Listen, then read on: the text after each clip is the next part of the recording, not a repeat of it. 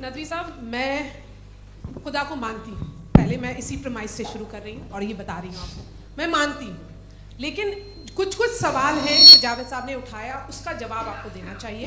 पहला सवाल ये कि गज़ा में सालों से छोटे बच्चे मर रहे हैं, वो उनको अगर खुदा मर्सीफुल है, हम मानते हैं कि अल्लाह ताला में बहुत ताकत है, तो वो बच्चे क्यों मर रहे हैं। दूसरी बात ये कि अगर कंटिजेंसी की जो आप बात करते हैं, पूरे मुस्लिम ममालिक मिल करके भी उन गज़ा के बच्चों को क्यों नहीं बचा पा रहे हैं, क्योंकि अगर वो चाहते, क्योंकि अल्लाह ताला उन पर हुकूमत करते हैं, सब पर हुकूमत करते हैं, तो वो उनको क्यों नहीं बचा। जी, थैंक यू वेरी मच। बहुत अच्छा किया आपने इस चीज़ को जिक्र कर दिया, मैं इसको और अच्छे से एक्सप्लेन करने की कोशिश करता हूँ। देखें, जहाँ तक आपने कहा कि गज़ा के बच्चों को मारा जा रहा है, देखें दो वर्ल्ड व्यू है, एक एथीस्टिक वर्ल्ड व्यू, एक थीस्टिक वर्ल्ड व्यू है।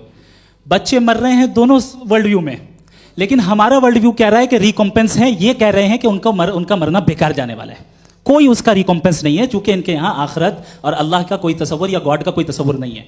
आपने ये सवाल किया कि गॉड मर्सीफुल है, क्यों नहीं रोकता। ये मैंने बताया कि ये मिसकंसेप्शन है लोगों के दरमियान कि गॉड को सिर्फ मर्सीफुल और ओमनीपोटेंट समझते हैं। गॉड के सिर्फ यही दो एट्रीब्यूट्स नहीं है, गॉड के कई सारे एट्रीब्यूट्स हैं, उनमें से अल हकीम भी है, उनमें से ऑल वाइज भी है, ऑल नोइंग भी है। लिहाजा अगर इस दुनिया में किसी को तकलीफ आ रही है और गॉड उसको नहीं रोक रहा है, वो इसलिए नहीं रोक रहा है चूंकि इंसानों को फ्री विल दिया गया है। ठीक इसी तरीके से अगर एक डॉक्टर किसी छोटे बच्चे को इंजेक्शन लगा रहा है, उसे तकलीफ पहुंच रही है, उसके लिमिटेड पर्सपेक्टिव के एतबार से यह गलत हो रहा है और डॉक्टर बुरा है। लेकिन जब आप ब्रॉडर पिक्चर को देखेंगी, आपके और हमारे पास सिर्फ एक पिक्सल है, हमें इतना नजर आ रहा है कि गज़ा में कत्ल हो रहा है, लेकिन इसके पीछे कितना रिकॉम्पेंस उनको मिलने वाला है, पूरा पिक्चर गॉड के पास है। तो एक पिक्सल से आप पूरे पिक्चर को कभी भी जज नहीं कर सकती। आप इसमें कुछ जोड़ना चाहेंगे?